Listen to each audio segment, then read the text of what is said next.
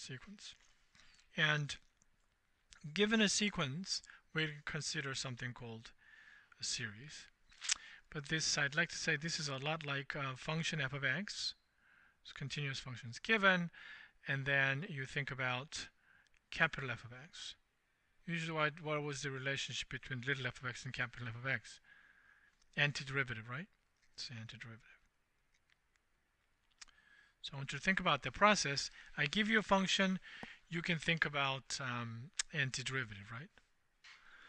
But often you can't compute it, but this existence of this antiderivative is explained using the fundamental theorem of calculus.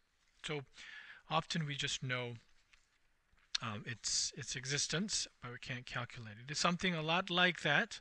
If I have a sequence, it's given, and then we can think about this series. So here's the formal definition. Here's a sequence is given, ak, k going from 1 to infinity. Then just like we did over here, we're going to consider this sequence is called sk. Sk looks like a sequence, right? Number in the kth term is defined using this sequence is given, starting from all the way from the 1. I have to use a different parameter now. Index j going from 1 to that k k appeared in here, and add up all that ak's in there. So if you think about the symbols of the antiderivative or indefinite integral, we put this integral symbol in front of f of x, right, to just write down the antiderivative. So it's just like that if we have a sequence there, then we just put the sigma symbol in there. So let's think about the meaning of this one. We've looked at lots of Riemann sum, so I hope you're familiar with this one. This is adding the k terms. What is the first term? Is when the index k, here's a k was wrong, so about that, I got used to this k. The reason I'm not using n is that I'm afraid that you are going to be using n for the Sage, and it messes a lot of things, and we want to use n so that process of summing up in Sage, it can be done quickly if we use numerical approximation. So we'll be using n. That's why I'm trying to avoid use n, but all the text and the literature use n. So j is the main index, so we're adding it as like this. So when j is 1, it's going to be a1. When j is 2, it's a2. And you add this notation-wise all the way up to last term ak in there. Okay, so the shorthand of the sum of all the first k terms of the sequence that's given is denoted by a sigma notation like this, and sk is that sequence that we're looking at. So this sequence is a sequence, but relative to that is called a partial sum sequence of the sequence a from 1 to infinity. If you have infinitely given infinitely many terms given in order, and we consider all the way up to k. So it's kind of approximation of something too. We've looked at in integral and things like that. So that's the definition, the sequence, and this is called a partial sum series.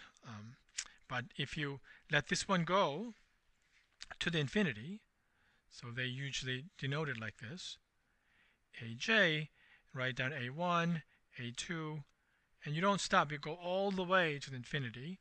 You keep adding it. So this is not going to be a number. It's a behavior, right? So this notation, I want you to understand, it has two meanings. This notation right here with infinity up there has two meanings. It can be a number.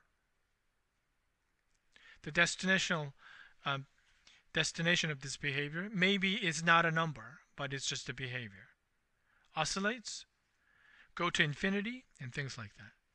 If you put down a number like this, k, that's absolutely a number. It's not a behavior, it's given number, but we're going to use this notation now. It's very convenient. Sometimes it's not a number, but we use this notation to write down statements about the behavior. All right. When I write down something like L, usually it means number, right?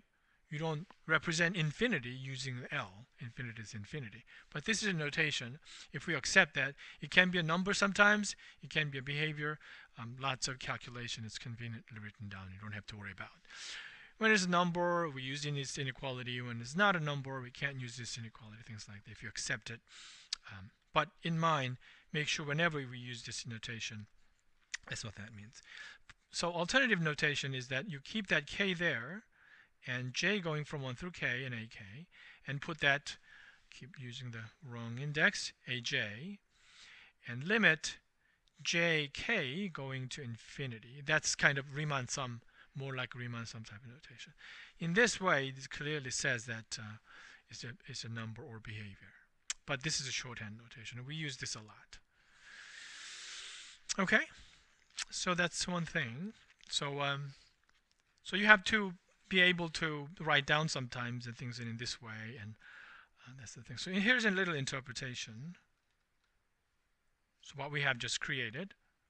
One interpretation is just like this. You're given a function, you create an antiderivative, and here we're given a sequence is a partial sum. That's one interpretation. But another interpretation is this: you interpret this ak is the amount of walk on the number line. Well, starting at the 0, for example. So here's number line. Here's a 0. You start at the 0. You find the position A1. So this first amount, you go to, for example, here's A1, right? That's the first position. Next position is A2. So from there, you move A2. If A2 is a positive, and if it is slightly smaller, you go over here, and that will be A1 plus A2, right? You go A2 more to the right, going in there. If A3 was a negative number, if it is a large number, maybe it's going to backtrack it over here, and that's the position A1 plus A2 plus A3. But A3 was a negative number, for example, then you go backward like that. So keep adding A1, A2, and A3, and on the number line, interpret as amount of walk you move in each stage, and this SK represent position after you move k times, right? So over here, that position relative to that, AK, is the position after we make a k move. Is that right? Yeah. So that's another interpretation, SK. So let me ask you this question. So here's an example. Yeah, did you have a question? Interpretation of this boring object there. So here's an example. Hope you recognize this one. AK is given by -1 k to the first, k plus 1 first, and 2k plus 1, right? That's the sequence. So you recognize this common property of the 2k plus 1? What kind of number are they? Those are odd numbers, right? 2k plus 1 are odd numbers. What about the numerator? It's oscillating plus 1 and -1. So let's write that down. What is the first one?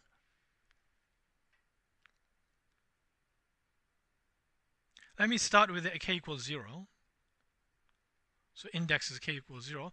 If I plug in k equals 0, do you get positive 1?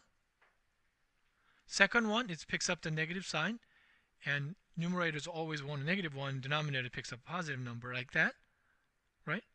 Next odd number, it switches to 1/5. Next number, -1/7, and so on. It never stops. Go on forever like this. Yes. So I just fixed that part. Here's a 0. First location, here's 1 unit to that, right? What is the next location? 1/3 backwards, right? So would that be 2/3 over here? That's your S2. Is that correct? S3, going to the right or left? To the right, right? S3 is a now third step. You move in 1/5 unit to the right, right? So it's somewhere over here. S3. Now fourth movement, it's backward by -1/7, right?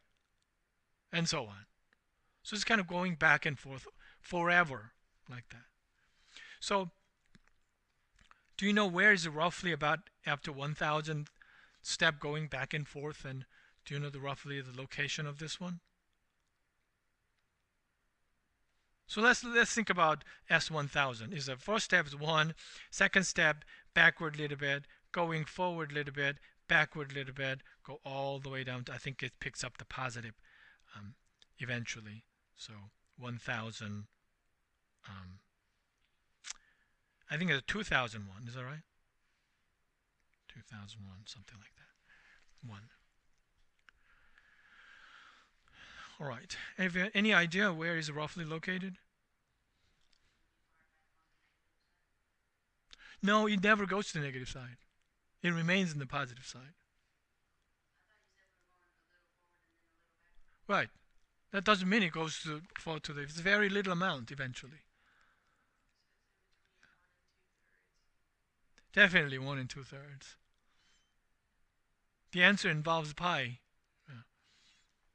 So one of the homework problem it's calculating that was 1 is a pi over 4. So you can go to any elementary school, play this little game, and introduce pi in this way. That destination you eventually end up at by just keep walking backward and forward in that fashion is, where is it? Pi over 4. Alright? And then I'm using a simple game going backward and forth, introducing odd numbers, and you end up in pi over 4. This is the power of integration by part, which was homework problem number 6. Okay? Efficient method of attack, but it is a way to introduce what this one is. This is a fun introduction, but this is boring introduction is like function and antiderivative. But that's how we actually end up at and what we do. All right, so I introduced that. So new sequence. I hope you recognize it as a new